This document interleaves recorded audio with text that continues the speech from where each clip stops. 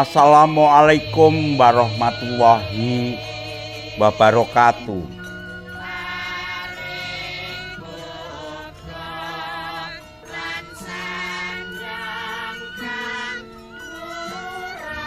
Nugroho saha sih wilasaning Gusti ingkang Maha Agung mugi tansah lumeber dumateng panjenengan sedaya dalah kawula.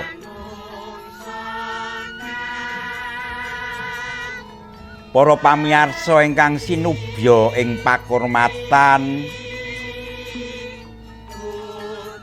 ing madyaning kalenggahan punika sumangga kita sesarengan lumebat ing narendra carita nggalih malih sasmita ingkang sinandhi ing madyaning Kurusetra.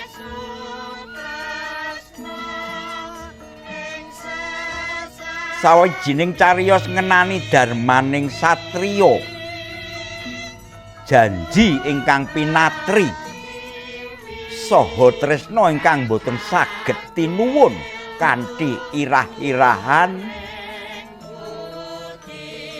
lelayu seka Mandaraka utawi salya gugur.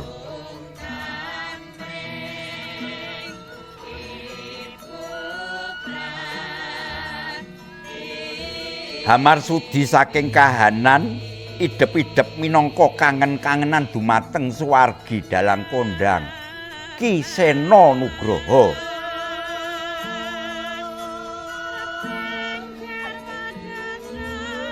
Nalika Sang Hyang Arka sampun tumiyong ing ban kulon mawa cahya abang layong gawa sasmita dokita.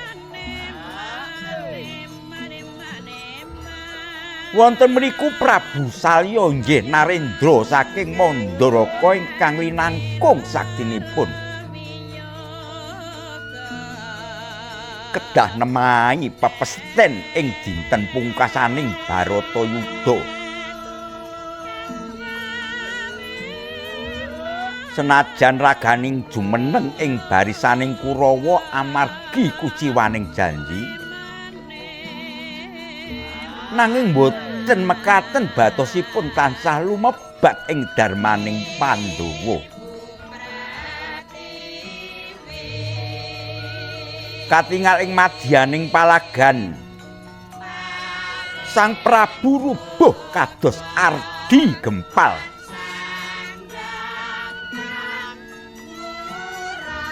Ambruk kados redi ingkang tinuwun ing donya.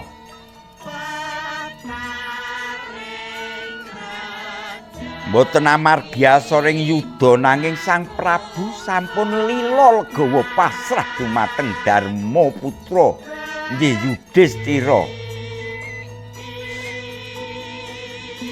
Minangka wujudipun satriya ingkang darbe getih pethak.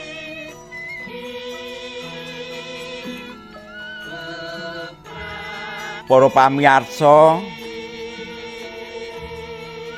lelakon punika sanes babagan sapa ingkang menang utawi sapa ingkang kawon. Ananging Punika babakan setyaning tresna ingkang boten luntur dening pati. Netesing ngeluh pungkasan saking socane Sang Prabu Salya dados seksi bilih tresnanipun dumateng Dewi Setyawati nggih garwanipun ingkang langkung jembar tinimbang jagat raya.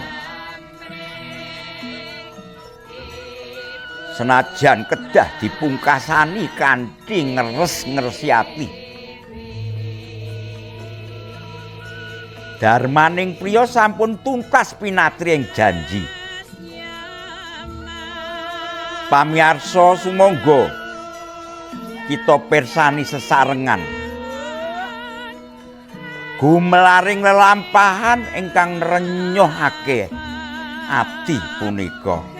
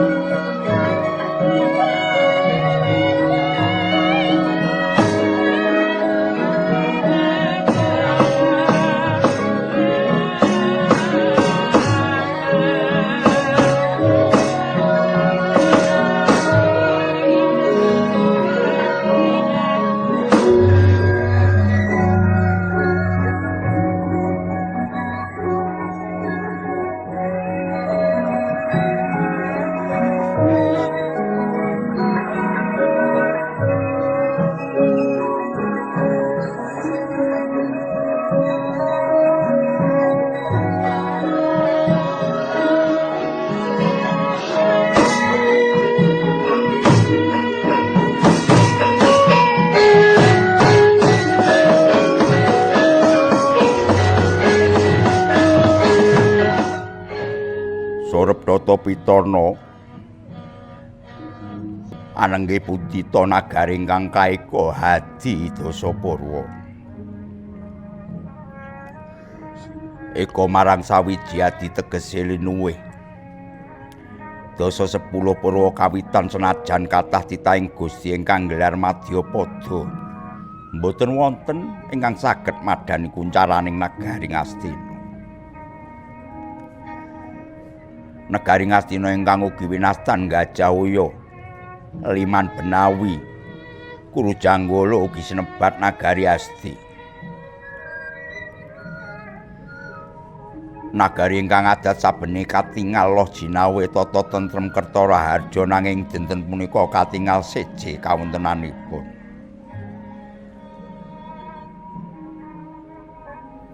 Swasana ing madyaning kraton katingal kucem kados dene rembulan ingkang kaelingan mendung kandel.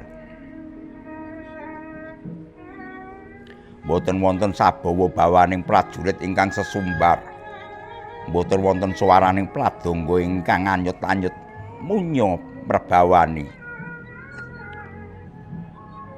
Ingkang wonten namung raos ngeres-ngeresi ati amarga hawa Dukwita sampun ngebaki saben pojok ing Baluwarti.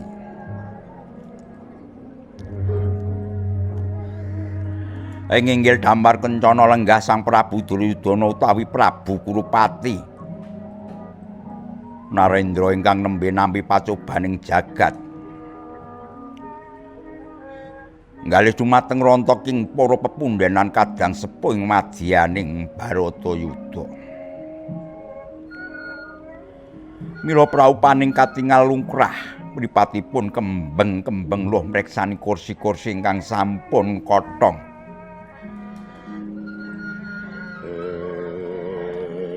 Sedanten menika tilaripun Resi Bisma, Pandhita Durna saha Narendra kancanipun ingkang sampun nemahing pralaya.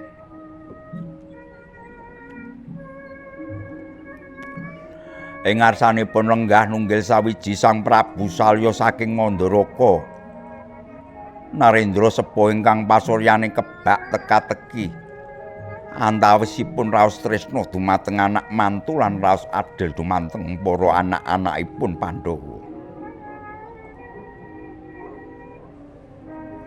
Inggih kawontenan Ngastina dinten menika saestu nrenyohaken kados nunggu rubing gajah ingkang sampun ketaton.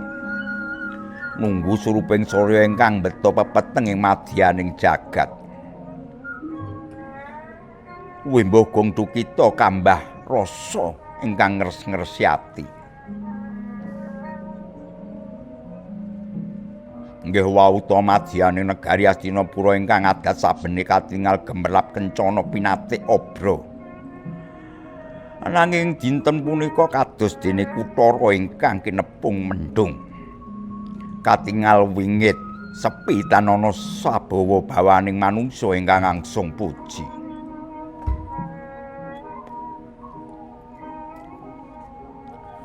Nalika lenggahing dampar kencana Prabu Duryudana,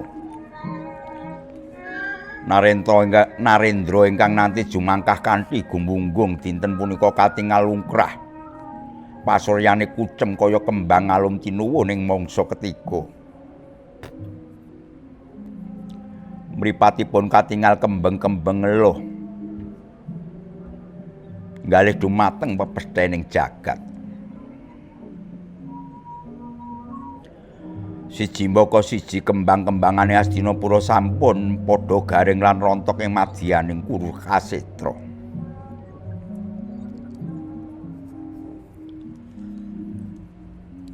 Inggih menika Hyang Bisma sampun moksa.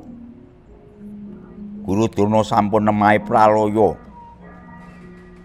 Inggih Adipati Karna sederek sepuh ingkang dipun ndendelaken ugi sampun gugur rubuh ing Bantala.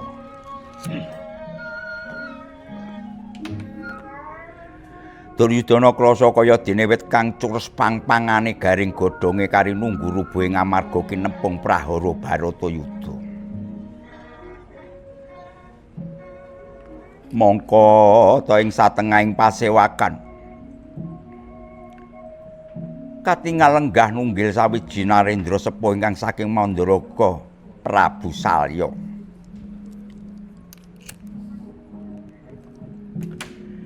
Sang Prabu namung saged tumungkul ngalih dawuhipun baden ingkang kebak rasa ewuh aya.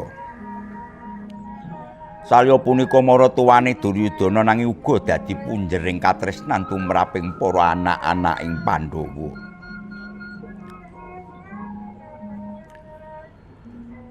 Ing wekdal punika Duryudana ambyar nalika munjuk atur kanthi swara ingkang pegat-pegat. Ingkang njalari Prabu Salya geter batine.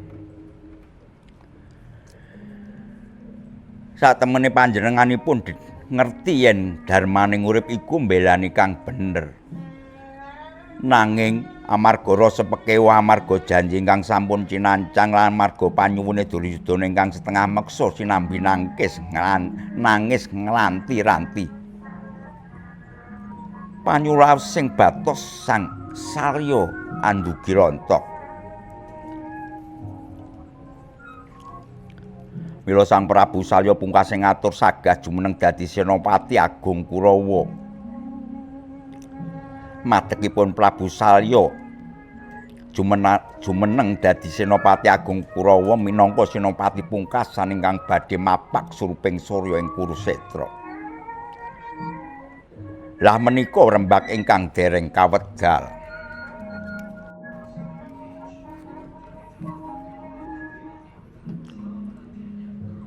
Kanjeng Rama,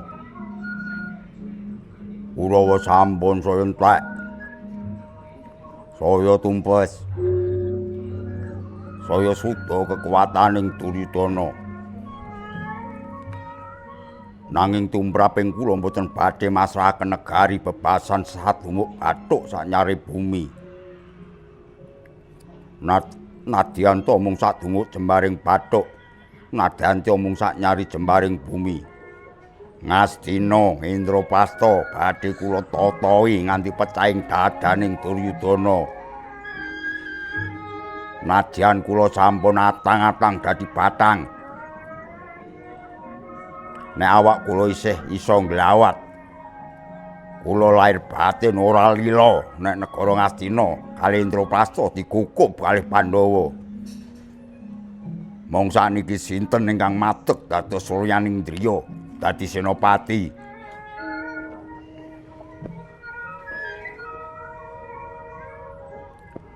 Nadyan tanpa kadhawuhan nanging paripaksa kula nyorohaken dhateng awak kula nggih anak Prabu mantuku. Awet sampun boten wonten ingkang dipun toleh-toleh malih. Sampun boten wonten ingkang saged dipun jagaaken kejawi mung ingkang rama ing Mandaraka. Duh Rama Prabu, menawi panjenengan paduka madeg Suryaningdriya lajeng kapumpuh ing Madyalaga, lajeng sinten mangke ingkang dados pangayumanipun pun putra panjenenganipun Duryudana?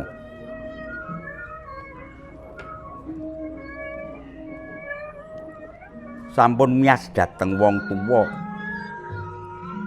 sampun miyas dhateng kesagetanipun Kang Rama ing Mandaraka.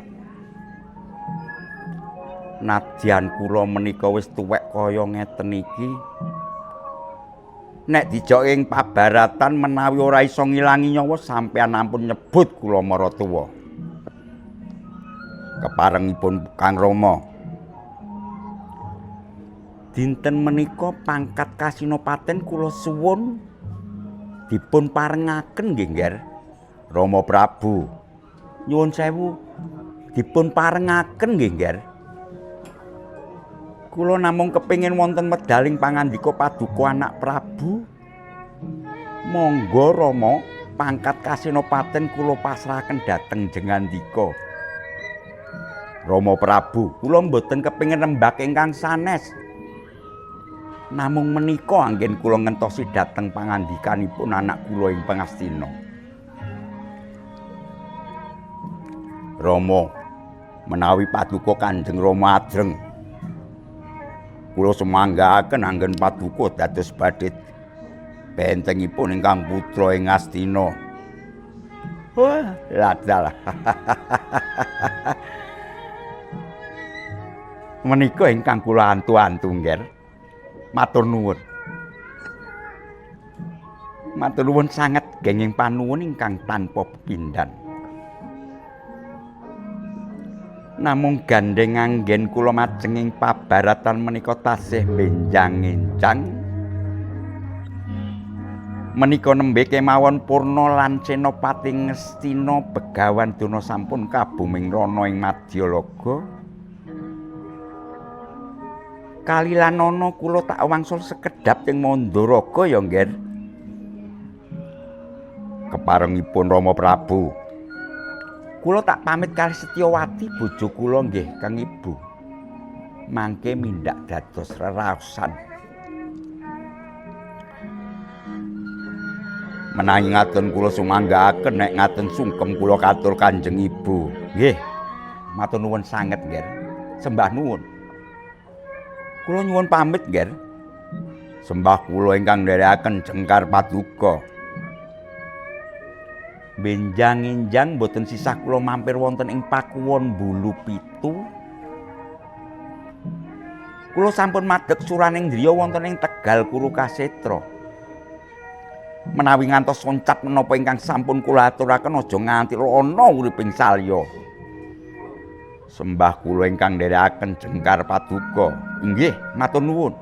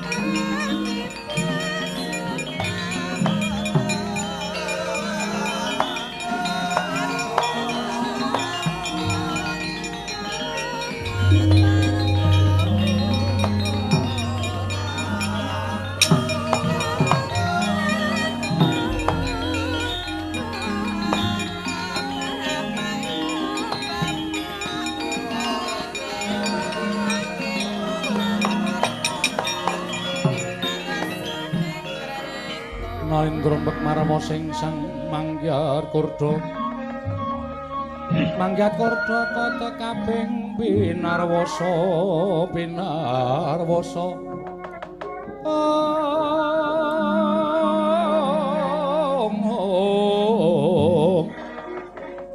kata kaping pinarwasa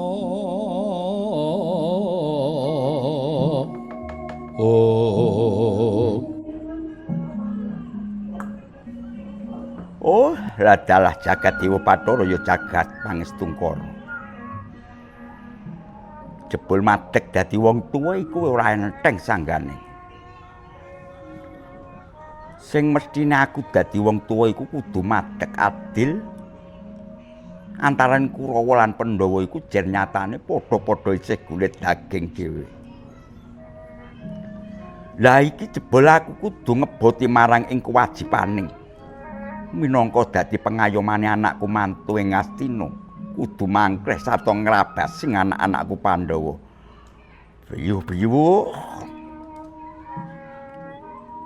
Umpama tak lakoni suduk gunting tatu loro. Nanging nek ora tak lakoni bakal dilokke dening jagat ya. Aku tak ngreksa marang kanarendranku kudu netepi marang kewajibanku. Aku kudu mentala karo anak-anakku Pandhawa. Oh, malah Setyawati garwanipun Kakang. Setyawati pun Kakang kondur ing Mandaraka aja kaget wong ayu.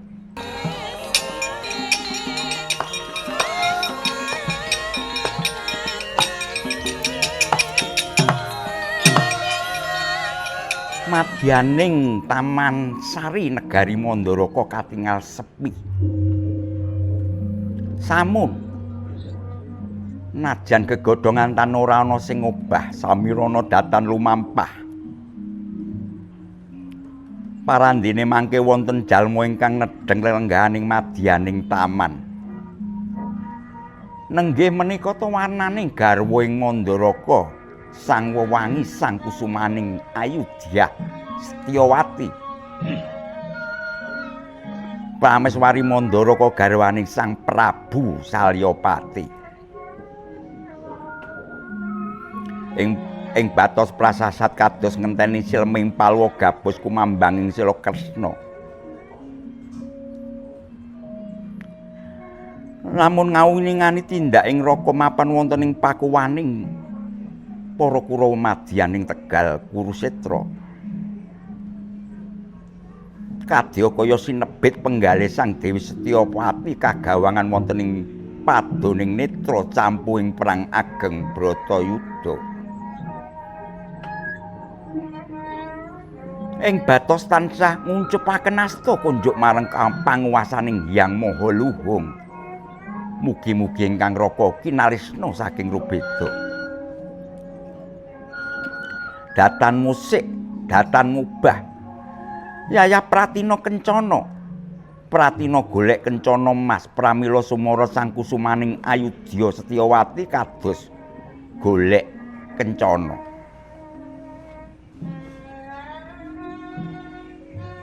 Inggih kawangi garwaning Sang Prabu Salyapati musada telinging penggalih.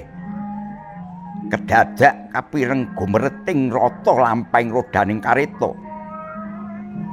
Ing batos tuwa penggalih bilih menika ingkang raka ingkang kondur marang negari ing Mandaraka. Dipun mulat saking tebian. Ingkang mandhap saking wahananing rata inggih ingkang risang Prabu Salyapati.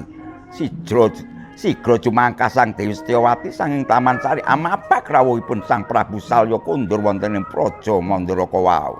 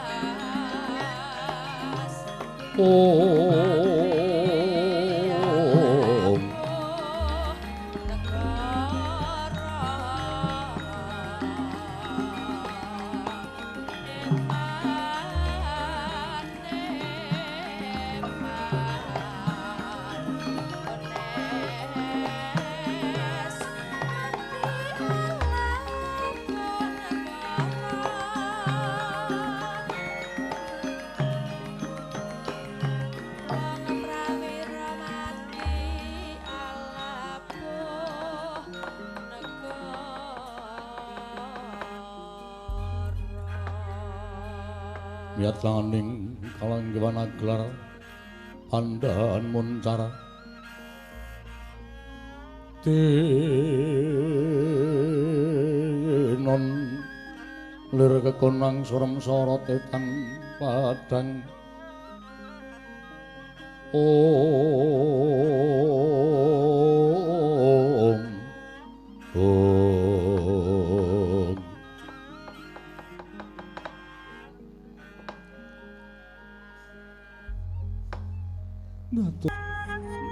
dadosaken kagiat raos sing manah Sang Dyah Dewi Setyawati. Dene jengandika sinuwun kondoring praja Mandaraka. Prasasat kadidene ngentosi sileming palwa gabus kumambanging Sela Kresna. Malah sak mangke sampun boten wonten pengajeng-ajeng raos sing manah cedhak paduka wonten ing Tegal Kurukasetra sinuwun. Jagat Dewa Bathara ya jagat Pangestungkara, Yayi. Kula wonten pangandika ingkang dawuh. Kaya iki bot-bote wong sing kabanda marang rasa tresna. Ya najan satemene yen ton ditonton babagan umur sarta ditraju babagan yuswa, panjenengan ingsun kelawan sira Yayi Ratumana ancen wis kladuk umur. Kaya wis keliwat saka umuran ora wangun yen to padha-padha ngrembug babagan katresnan. Nanging ngertiya ya Yayi, tresna iku uruping jiwa ingkang suci. Tresna kuwi pancen paringane Hyang Maha Luhung. Lumahing bumi kureping langit ora ana wong wadon sing banget nuju prana ing penggalih ingsun kejaba mung sira Yayi Setyawati. Saprana saprene nggonmu leladi kelawan pun Kakang. Wiwit nalika pun Kakang lan Si Adi dhaup nganti tekan seprene prasetyaning atimu ora kelong sithik-sithik marang pun Kakang. Anggonmu setya budi marang Kakang, nggonmu tewajuh netepi tembung wanita, nggonmu tansah nyekel kenceng tembung wong wadon, wekasan iku kabeh sing ndadekake pun Kakang ora wani lan ora keduga kagungan garwa meneh, Yayi. Inggih. Matur sembah nuwun tanpa pepindhan sinuwun. Dene mekaten wa sing pangandika paduka ingkang ndadosaken Sukamarwata Suta rai sing manah kula. Namung sinuwun ingkang salajengipun keparenga paring dawuh menggah menapa to sababipun dene paduka kondur sinuwun. sampun ngantos wonten wiya sing pangandika paduka bilih paduka kapatah minangka dados senopati sinuwun.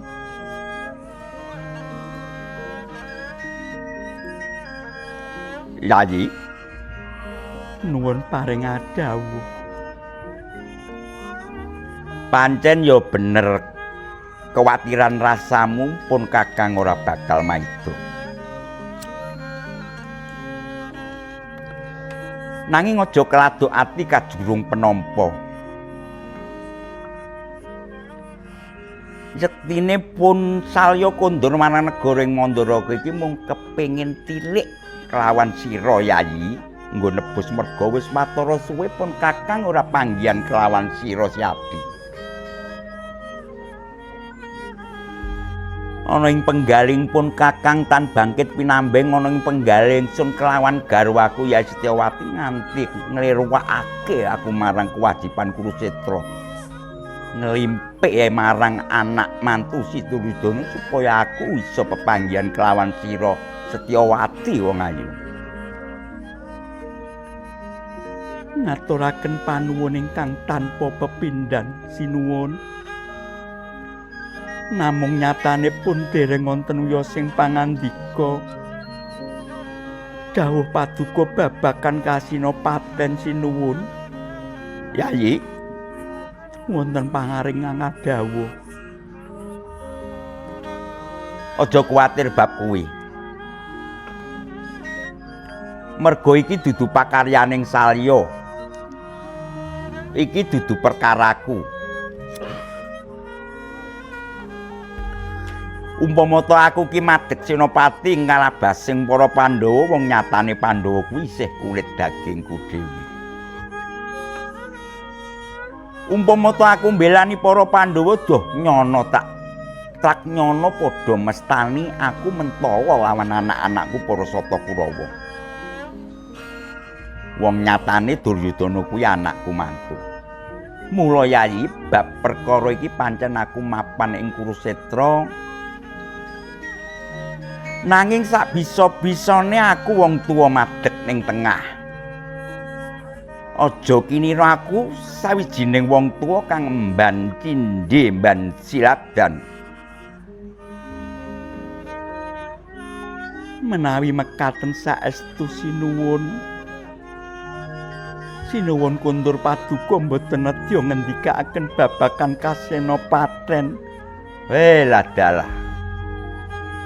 Kowe iki piye to? Aku rak wis matur tanggonku balik iki mergo aku kangen karo garwaku yaiku sira wong ayu. Kagawangan ana ing Tegal Kurusetra mapaning pasanggrahan sing tak angen-angen mung sliramu gegayutan sing tansah leladi kelawan panjenengan ingsun.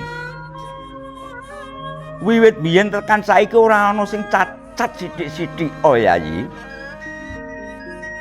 Setyawati, wonten paring dawuh. Garwaku Setyawati dasarayu tur baut babagan budaya. Sira pinter mbeksa, sira pinter nyuwara lan kowe uga pinter nggone tansah leladi marang panjenengan ingsun.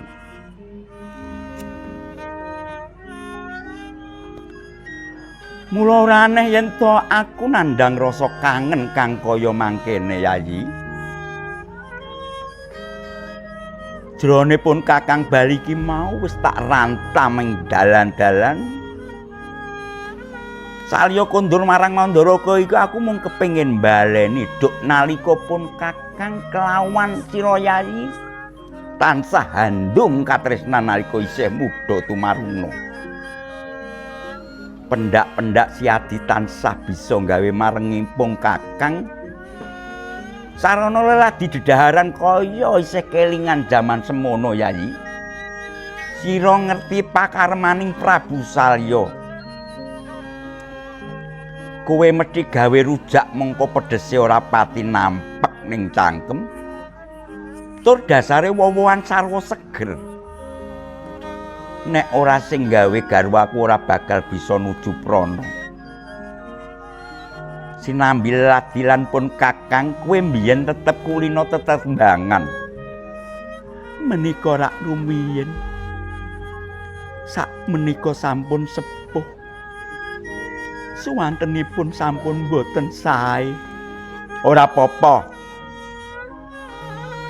Nadyan ora pati apik nang yen si nembang si Adi kuwi penggalipun kakang bakal lega, bakal lejan. Lah mula kang saka kuwi sira Yayi dina samengko sira tak dawuhi gawekna pekarmaning Ratu Mandaraka ya kuwi wujuding rujak.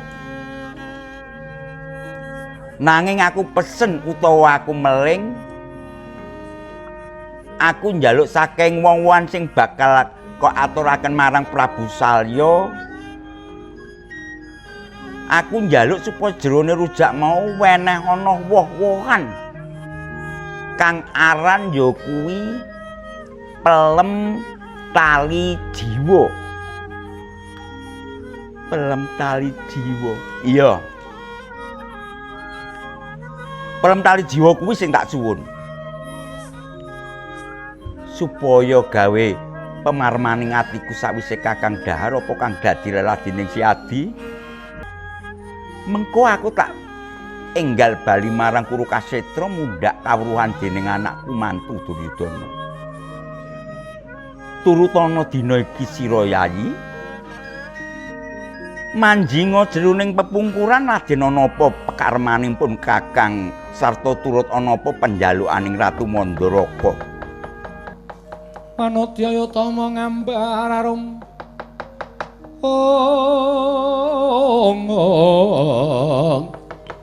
ngambar arum sang kusuma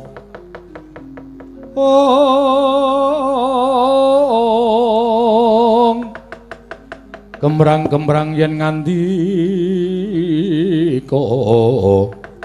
ing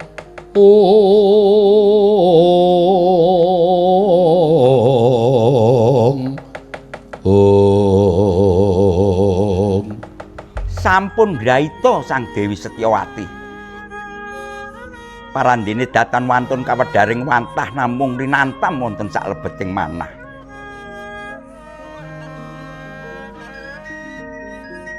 Jroning lumampah nalika semanten Sang Setyawati datang kendhak anggenipun hangandheng astanipun Sang Ngraka Prabu Salya. Sigra manjing pepengeran kekalipun Sang Setyawati anuruti menapa ingkang dados dawuhipun Kang Ngraka Prabu Salyapati.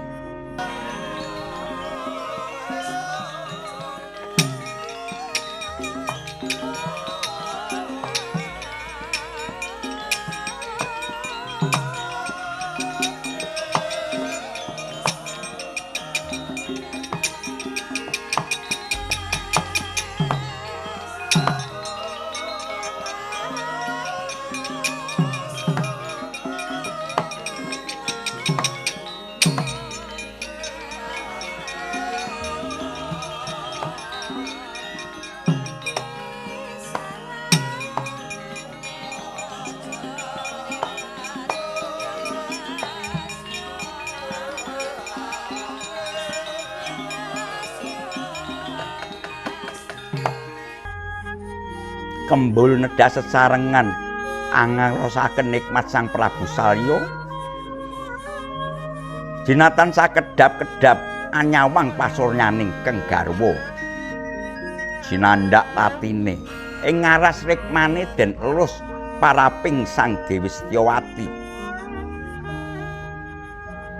Kadya nalika tasih muda tumaruna semanten ugi Sang Dyah Ayu Setyawati tansah leladi ing daratan Sang Nata Prabu Salyapati. Purna denya kembul dahar sang kekalih dia manjing wonten ing patunggan, manjing wonten ing pagulingan. Nalika semanten sigra sare sesarengan tanggaping gati Sang Setyawati. Nalika semanten nyamping setunggal denagem piyayi kalih. Nyamping setunggal denagem piyayi kalih ing batos kaya moh pisah. Kelangan King Raka Prabu Salyapati keng garwa Dewi Setyawati. Mustaka tinumpangaken dada. Mustakaning Sang Dewi Setyawati tinumpangaken dadaning Sang Prabu Salya. Rinuget mawi asta srigra tilem kepati.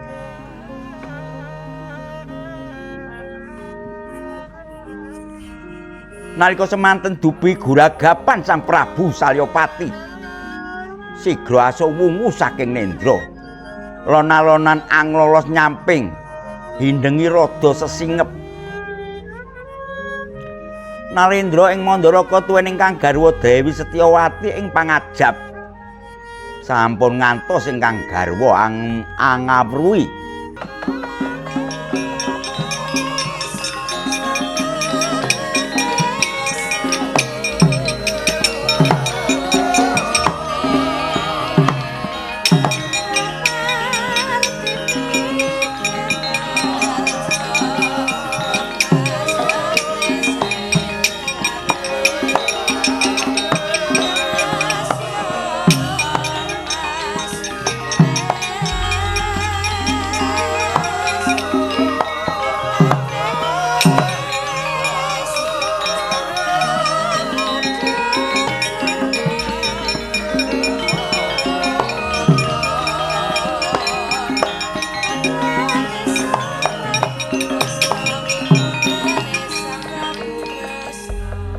Tansah marapamoring sukma sinukmaya pinayewing asepi sumimpen telenging kalbu pambukaning warana tarlen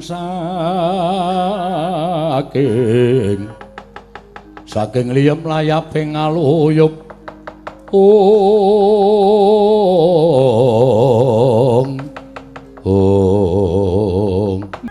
Nenggih Sang Prabu Salyapati sigra mandhap saking pategan nata Mandaraka kewau.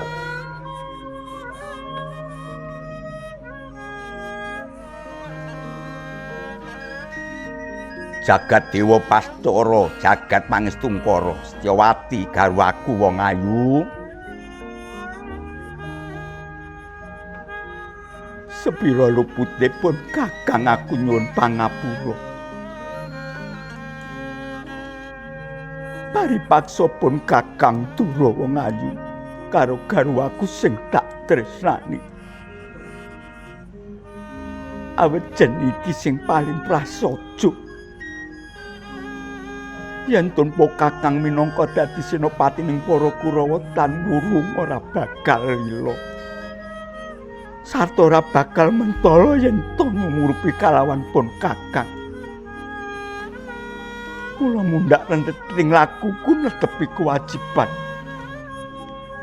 Minangka dadi senopatining para Kurawa puranen aku ya Setyawati.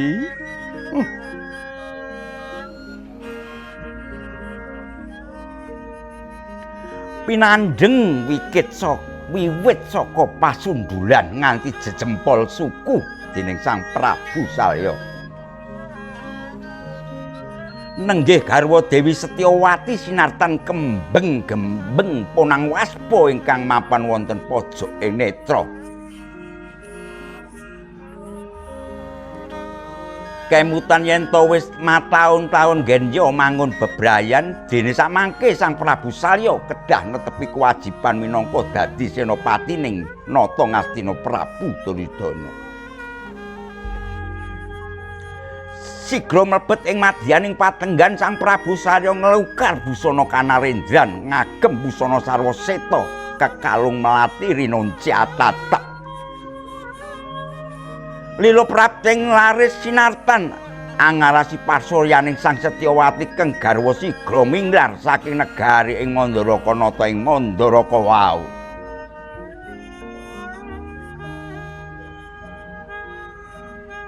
Setyawati sepinsan maneh aku njaluk pamit marang sira garwaku wong ayu. Pun Kakang arep netepi kewajiban dadi senopati ning para Sata Kurawa. Setyawati garwaku sing paling tak tresnani. Yen umpama sesuk garwaku krungu kabar aku wis tekaning pati ing Madyalaga. Upama aku kapupuing rono ing Madyalaga, ora ketang sethithik unggulna donga ing ngersaning pohon nasa supaya padhang lakune salya ya wong ayu.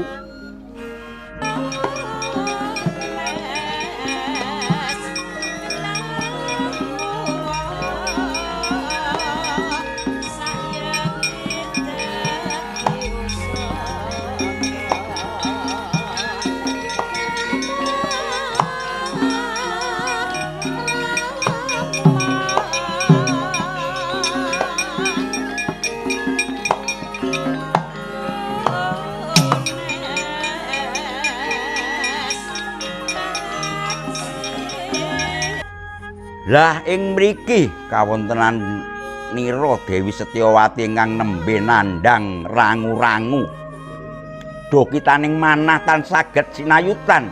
Lir kinecap gula ganti madu nanging sakala malik dadi paiting brata. Wanci gagat Raina Prabu Salya garwa kinasih ingkang dados pepujaning ati sampun nilar saking pasarean kanthi cara ngalimpih. Boten pareng pamit, boten paring nilar wuwus, namung nilar gondo arum lan serat ingkang nembus telenging nala. Sang Prabu sampun manunggaling tekad jengkar nuju madyaning Kurusetra sagah dados senopati agunging Kurawa ing perang Baratayuda. Anjebrol tangi sira Sang Dewi sumedhot rasaning nala kadiriris ingkang dawa ing sela parang. Suwantenipun ngrintih nyebut asmaning ingkang garwa. Duh, Kaka Prabu Salya. Kenging punapa panjenengan tega nilar kula kanthi cara delik-delikan? Punapa mboten wonten malih papan kangge kula sanding panjenengan? Menawi panjenengan kersa dadi kusumaning bangsa, kenging menapa kula mboten dipun ajak nampani duka laraning pati. Wong winanastu naman sidam yang Hyang Widi. Seksi dumateng sedya kula. Menawi Kaka Prabu mboten kersa nunggil ing gesang, kula badhe nunggil ing pejah. Mboten badhe mundur satebah jangkah. Kula badhe nyluri madyaning Kurusetra. Senajan to kudu najang desta runaning baya, sanadyan kudu madhap ing madyaning runanggana, kula badhe nyusul Kaka Prabu.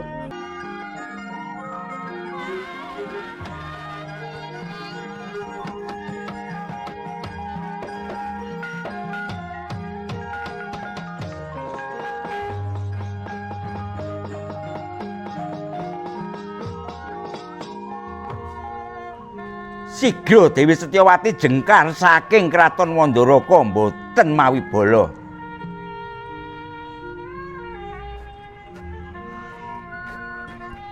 Namung kairing raos tresna ingkang suci. Tekadipun sampun gilik bela pati dumateng garwa, manunggal ing donya manunggal ing swarga.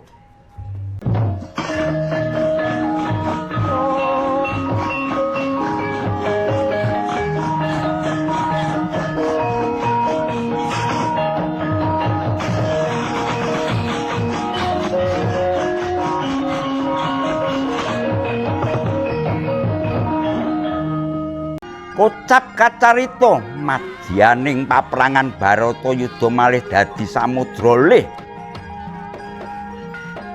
Nalika sang pamungkasing dudu Prabu Salya saking Mandaraka sampun jumeneng dadi senopati agung ing Kurawa.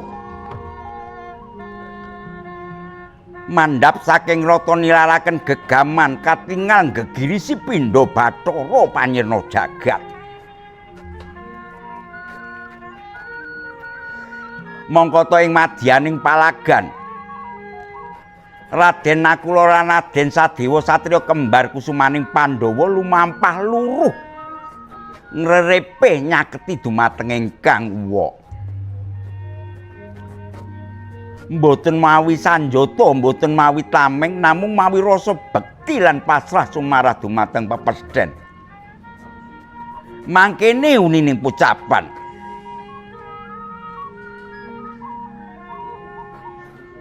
Duh, Kanjeng Uwa Prabu Salya. Gusti sesembahan kula. Menika putra jengandika kembar Nakula lan Sadewa. Boten wonten malih kekiyatan ingkang saged nanggulangi dumateng kasesten jengandika. Aji Candrabirawa ingkang kinepung ing donya boten wonten tandhinipun. Menawi pancen dinten punika kedah dados titi wanci pungkasaning gesang kula, monggo wa kula pasrahaken gulu kula wonten ing pucuking duwung jengandika.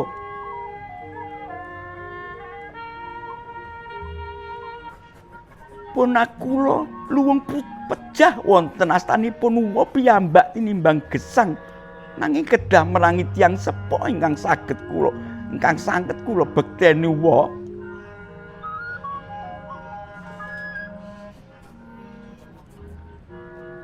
Geter pater horeg jagat sakukuban. Mireng aturipun para ponakan Prabu Salya kados sinamber gelap ing raina. Trenya ing galih nanging dadi pepesthening dharma, satriya kembar sampun milih mergi pasrah sumarah amarga mangertosi bilih boten wonten sanjata ingkang saged methokaken kasektene Prabu Salya kejaba namung raos asih lan luhuring budi. Saknalika dumawahing raga sang kembar Nakula Sadewa ing pepadaning Prabu Salya kadya sinamber gelap ing raina. Mireng atur pasrahipun para punakawan ingkang rila pejah ing astane Sang Uwa boten kiyat nahan samudraning waspa. Mangkono to kandhanipun Sang Prabu Salya waja gathik netra dadi dandang kula. Waspa mijil neres-neresi pangarasan. Prabu Salya ngrangkul kenceng ponakan kekalih sinambi sesambat jroning batos. Oh, alah babu. Ora nyono. Ora ngira anakku kembar Nakula lan Sadewa nggih pujaning atiku. Mrene nyedak mrene marang Kang Wa. Jroning dadaku kaya rinekes kaya ginikit rasaning nala nyawang kowe sakloron pasah jiwa raga ing ngarepku.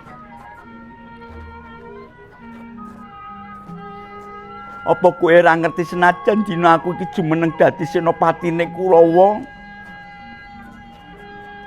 Nganggo busana kasatriyan sing kudu ngethok gulu lawan. Nanging sejatine getihku rasaning tresnaku ora bakal luntur saka jenengmu sakloron, anakku kembar. Saben aku nyawang mripatmu, aku kaya nyawang almarhum ibumu Dewi Madrim. Tetes sing ludurya ibumu kuwi mili seger ing awake panjenengan. Kowe dudu mungsuhku ya, Ngger. Kowe kuwi perangane nyawaku sing kajajar ing madyaning Tegal Kurusetra. Sumpah apa sing kudu tak ucapake? Senajan raga iki kaiket kewajibane mbelani nagara sing luput. Nanging batin iki nangis nggugu-lugu. Tangan iki gumeter nalika kudu nyekel gaman ing ngarepmu, Kembar. Kowe pasrah pati marang aku. Aduh, Gar. Luwih becik aku sing dadi lebu tinimbang kudu nyuwurupi siji wae tetes getihmu nibani bumi amarga tanganku dhewe. Anakku, Nagula Sadewa. Muga jembaring samudra pangarupamu bisa nampa kahanan miringi ramamu iki ya, Ngger. Lajeng buktinipun napa, wa? Kepareng nyuwun pirsa. Menapa ing Baratayuda menika kadang-kadang kula saged unggul ing payuda, wa? Isa, Ngger. Nagula Sadewa. Mara gage mulya menyang pakemahan Pandhawa. Kandhakna marang pun kakangmu Prabu Puntadewa. Mung dheweke Narendra kang duweni ludira seta kang bisa nyirep duka lan kasestenku. Ingsun rila mati, ingsun rila tumeka ning pati nanging kudu ana astane Pandhawa, Kembar. Ya mung Puntadewa kang bisa mungkasi darmaning uwa ing madyaning Kurusetra. Wis, Kembar, gage mulya matur karo pujangganing Pandhawa Prabu Kresna. Babakan pesengku iki ya, Ngger. Eling. Aja ana satriya liya sing maju ing pabaratan kajaba kakangmu Puntadewa ya, Kembar. Kasinggihan wa.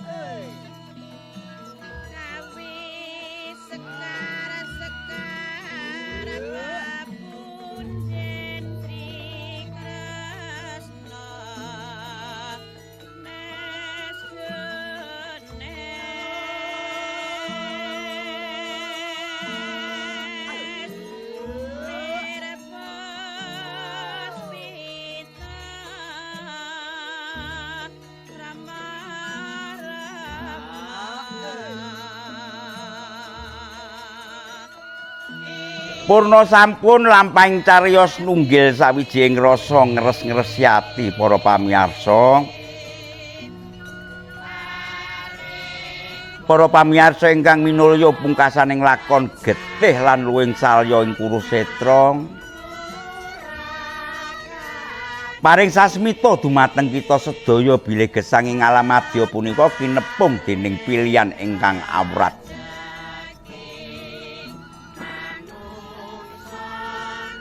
Prabu Salya sampun nuntasaken darmaning satriya senajan raganing rubuh kados ardi gempal ing madyaning Kurusetra. Nalika Sang Hyang Surya sampun meh surup mulas langit kanthi werna abang layung. Guguring Sang Senopati saking Mandaraka punika sanes asraning yuda. Ananging bukti luhuring budi.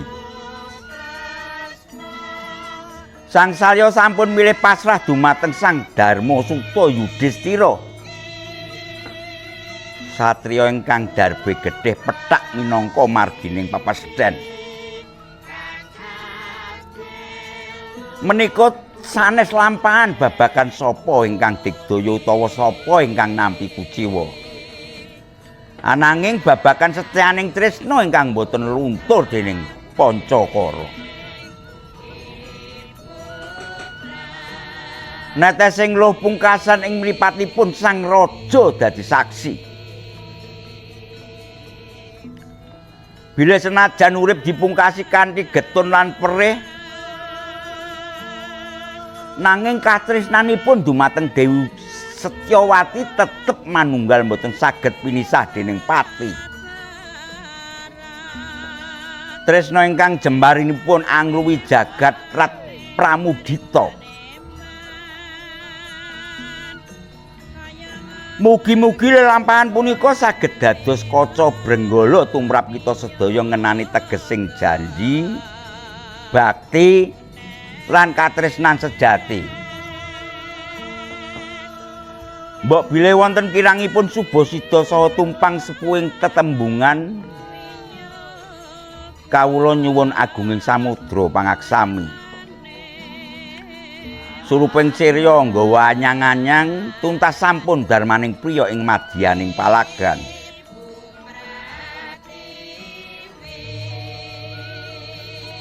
Mekaten nuwun wassalamualaikum warahmatullahi wabarakatuh.